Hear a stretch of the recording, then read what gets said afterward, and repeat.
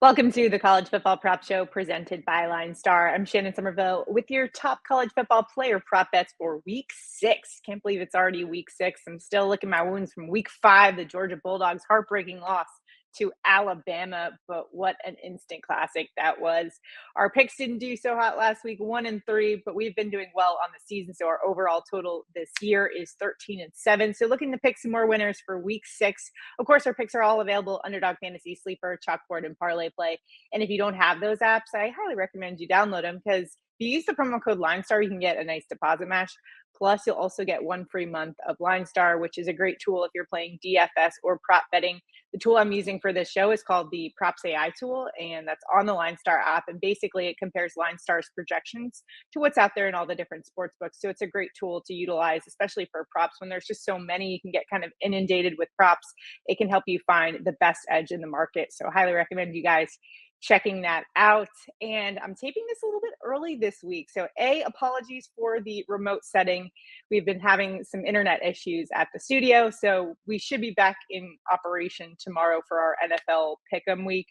But for today, we're still remote. So apologies for that, but we'll be back in the studio before too long, and taping a little bit early, as I mentioned, because I will be going to the Georgia Auburn game. So I'm super excited for that. And in fact, I do have a pick from that game that I will give out. So let's get it rolling here. We got some picks. Again, drop your locks below. I want to hear from you guys, hear what your takes are for week 6, because we've got a lot of really great games on the slate. So drop them below. A comment also enters you into the prop bets contest. On every show, we try to give out our winnings of our picks to randomly selected commenters. So just as a thank you for your support. So if you could just like this video, subscribe to the channel, and comment below, and you're in it to win it. Hopefully we can go 4 for 4 on our picks and give out money like we did last week on the show. Let's get back to our winning ways here, and let's start things off in the SEC. I'm starting things off with Gamecocks quarterback LaNorris Sellers.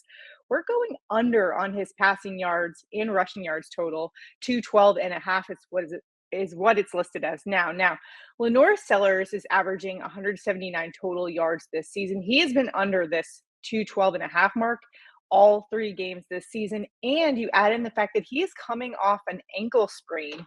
So no word yet on what his mobility is, although their head coach says he's good to go. He's doing everything in practice, but he's going to be going up against one of the best defensive lines in the country in Ole Miss. They ranked first in Pro Football Focus's grade for defensive lines. They also rank first in team run defense grade rather, and second in pass rush grade. They also lead the FBS in yards per attempt allowed. So coming back from an injury in a tough matchup. Also, the South Carolina offensive line has definitely been an Achilles heel for them. So this is a matchup that I like the under. I think there's significant value here.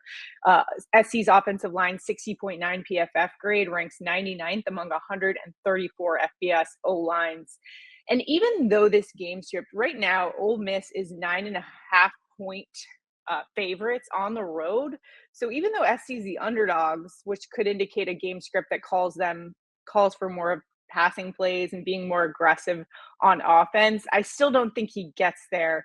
And I think Ole Miss, this is a game where they kind of bounce back in a big way on the road at Columbia after a brutal home loss to Kentucky. So I'm liking the under here on total yards for LaNorris Sellers. Next, let's go to the ACC. Pitt is taking on UNC, and I like Pitt running back Desmond Reid over 83.5 rushing yards. Now, this is a guy who sat out. He was dealing with an undisclosed injury, but he's back, and Pat Narduzzi says he's 100% gonna go this week. LineStar's projection is 97 rush yards for Reid, and this is a Western Carolina transfer who's had an absolutely stellar season with the Panthers. He's now their star running back, and he's gone over that 83.5 mark in 2 of 3 games this year. The only game he didn't was against West Virginia, but again, dealing with that undisclosed injury, so he had a decreased workload in that. He only had 26 rush yards there, and then sat out last game against Youngstown State, but he's back in action and averaging 7.3 yards per rush. He's super efficient. He racked up 145 and 148 in the first 2 contests. Now going up against a UNC run defense that's kind of meh. I also think as a team, they're kind of deflated, especially after losing to Duke last week. They ranked 61st out of 134 FBS teams in their run defense grades. So nothing too stellar there. And just last week, Star Thomas for Duke put up 166 rushing yards against them. So I absolutely think Reid can get there over that 83.5 mark. The game total is 63 for this one, and UNC is 3-point home dogs in this one. So if Vegas is correct, this could be an absolute track meet. UNC is 15th and Pittsburgh is 34th in terms of plays per game. So we're looking at a high scoring affair, very fast pace, liking the overs in this game, but especially for Desmond Reid, the Pitt running back, over 83.5 rushing yards. Next up, keeping it in the ACC, and one of the marquee games of the weekend is going to be Cal hosting Miami. And I'm rolling with the Miami quarterback, Cam Ward, over 298.5 passing yards in this one. LineStar's projection for Ward is 331. He's been averaging 356 pass yards per game since he's been at Miami, and he has been over in all 5 games this season. He is facing a tough Cal defense, 24th in pass defense. They haven't allowed an opposing quarterback over 221 passing yards, but they also haven't faced a prolific passer like Ward yet. He has faced them in the past too. Remember, this is a West Coast quarterback from Washington State. He faced them in 2022 and put up 343 passing yards. Last November at Cal, he put up 354 passing yards. Granted, he did have some turnovers in that game, 3 turnovers, and they ended up losing, but he still put up the passing yards numbers that we need. This is also a very good pace-up spot. Cal is 13th, Miami 59th, so 2 top 60 teams in terms of pace going head-to-head. We got a decent high game total at 54.5.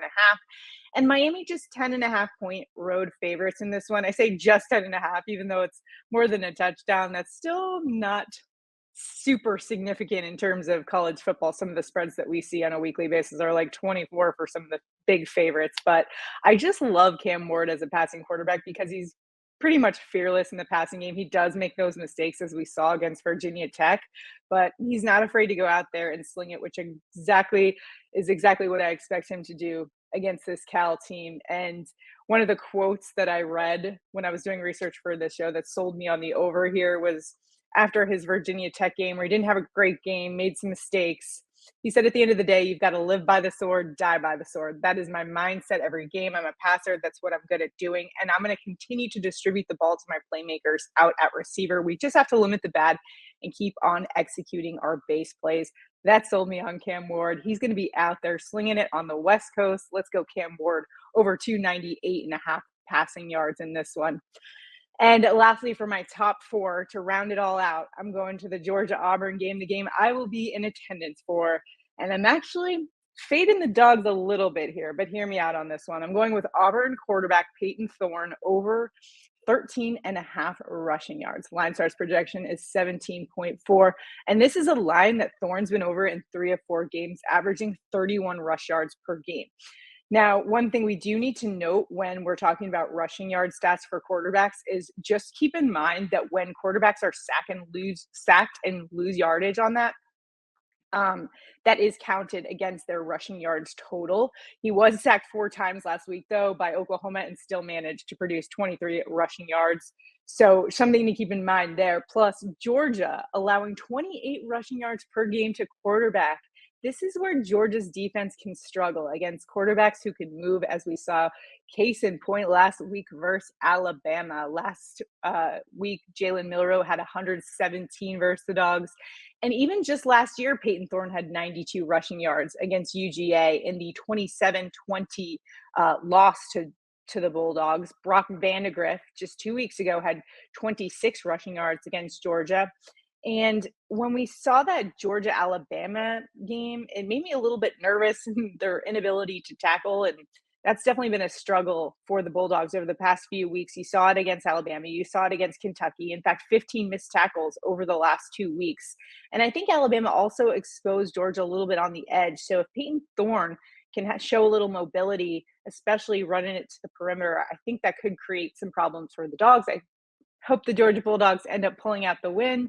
But I do think that line at 13.5 rushing yards for Payton Thorne is just a little bit low, especially considering this is something that he crushed last year against the Dogs. So Payton Thorne over 13.5 rushing yards.